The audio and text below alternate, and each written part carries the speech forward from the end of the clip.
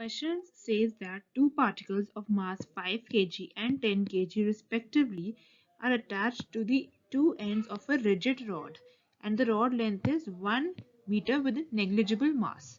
So the center of mass of the system from the 5 kg particle is nearly at a distance of. So basically what question is saying to us, this question is basically saying that we have one rigid rod and we have two particles here, one and second. This is of 5 kg weight, this is of 10 kg,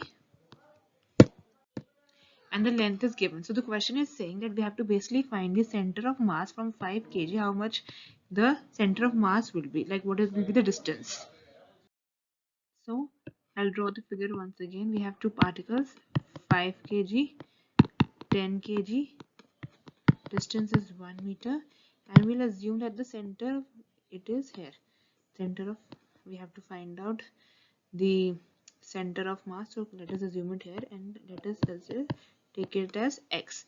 So now let us say that center of mass is the origin, so the coordinates would be 0, 0. So on left hand side would be negative, that is minus x, 0, and right hand side it would be 1 minus x. So basically, as we know, the answer has been given in centimeters, so we will convert it as, so it would be, the coordinates would be 100 minus x, 0, and this part would be 100 minus x. I hope the figure is clear. So to how to find the center of mass, we know that is xcm equals to m1 x1 plus m2 x2 upon m1 plus m2. So now we'll simply put the values in this. It will give you, if we'll put like 5x1 is x, and then plus we having 10 into 100 minus x upon, so upon m1 plus m2. So this is the formula of the center of mass of the x coordinate. So the center of mass x coordinate is 0, so this would be equals to 0.